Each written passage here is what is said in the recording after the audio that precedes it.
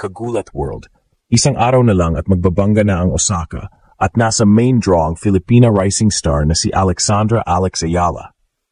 Ayon sa mga tournament entry at coverage, naka-assign si Ayala sa Kinoshita Group Japan Women's Open sa Osaka, Japan on October 13 to 19. At ang unang round pairing na lumilitaw sa event trackers ay laban niya kay Natsumi Kawaguchi, isang Japanese qualifier. Kaya posibleng magtapat ang Japan at Pilipinas ng mismong opening days ng torneo. Kawaguchi ay isang local hardcourter na may experience sa ITF circuit at ilang WTA appearances. Ang kanyang current ranking nag-iiba sa season. ITF WTA records show mid-300s, 600s range, depending sa week. Kaya't magiging test siya ni Alex sa ritmo at endurance sa mabilis na hardcourt sa Osaka. Ang matchup ay klasikong young home qualifier versus rising international star.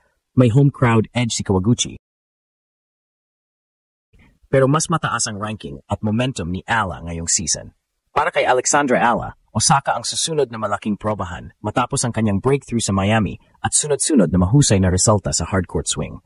Ang Japan Open ay bahagi ng Asian swing na pwedeng mag-boost palalo ng kanyang WTA points kung makakapag-advance. At isang unang round win laban kay Kawaguchi ang pinakamainam na paraan para simulan ang campaign. Maraming local at international outlets ang nagre-report na nasa Osaka na si Ayala at aktibo sa training sessions bago ang opening serve. Importanteng paalala, ang eksaktong araw, court at oras ng match ay nakadepende sa opisyal na order of play na inilalabas ng tournament gabi bago ang match day. Ibig sabihin, bagaman maraming tracker at media ang naglalagay kay Kawaguchi bilang unang kalaban, ang huling kumpirmasyon ay mula sa OP ng Japan Women's Open. Huwag magtaka kung may maliit na pagbabago, karaniwan ito sa tournament scheduling.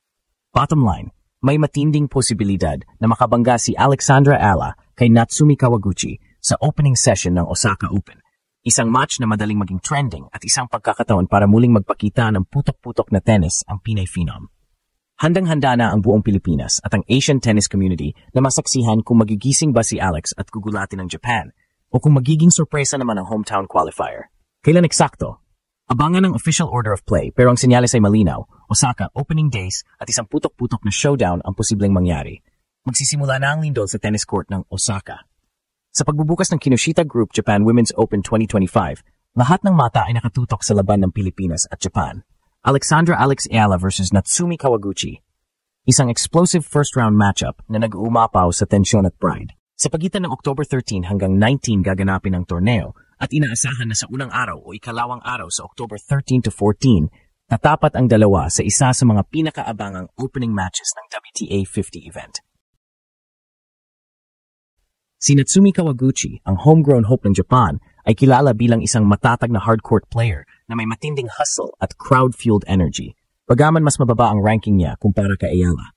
Nasa WTA 300s, 600s range sa karamihan ng taon, may advantage siya sa familiarity ng court, crowd support at local conditions. At alam ng lahat, sa tennis, minsan hindi ranking ang labanan, kundi puso at momentum.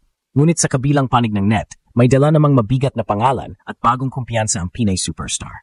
Si Alexandra Ayala, fresh mula sa kanyang breakout performance sa 2025 Miami Open, kung saan tinalo niya ang mga bigatin tulad ni Jelena Ostapenko, Madison Keys, at world number 1 Iga Swiatek, ay papasok sa Osaka na may reputasyong giant killer. Ang tagumpay niyang iyon ang nagbigay sa kanya ng puwesto bilang isa sa mga pinakadelikadong underdogs sa buong women's tour.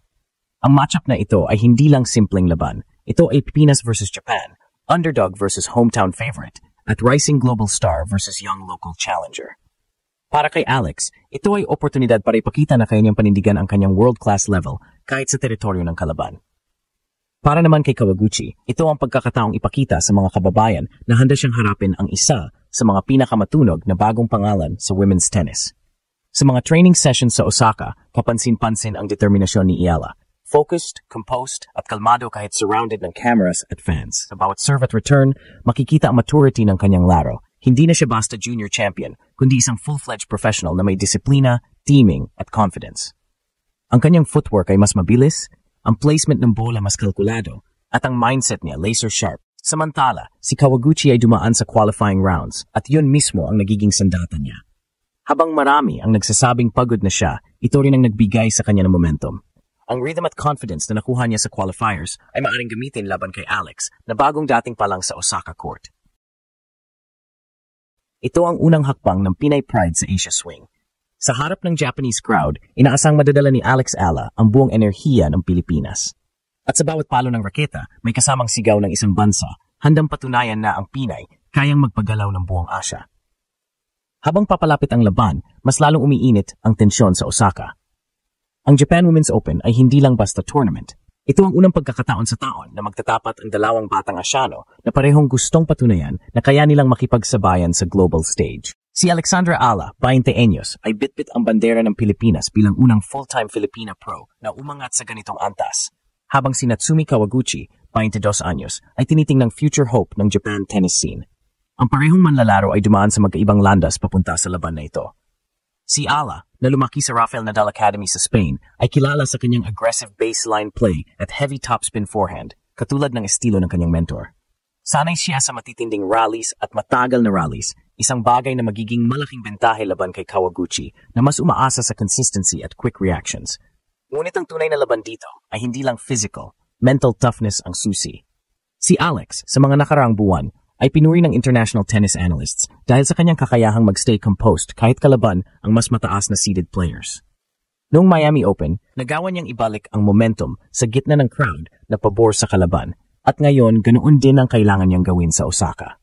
Dahil kung may magpapalakas kay Kawaguchi, iyon ay ang sigaw ng mga Japanese fans na pupuno sa stands. Si Kawaguchi naman, bagaman hindi pa ganoon kakilala sa WTA circuit, ay may reputation na fighter, isang player na mahirap tapusin sa mga tight situations.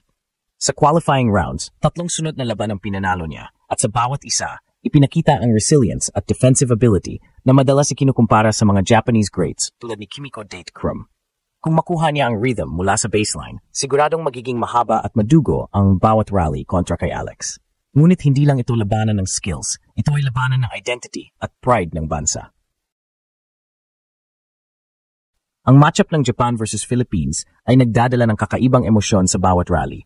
Para kay Alex, ito ay laban para ipakita na ang Pilipinas ay hindi lang pang basketball o boxing, kaya rin nating lumaban sa World Tennis Arena.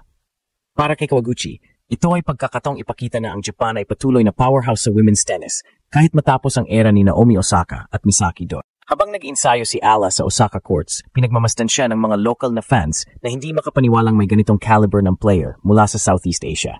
Tahimik siya, nakatuon sa bawat serve at footwork drill, parang alam niyang malaki ang nakataya.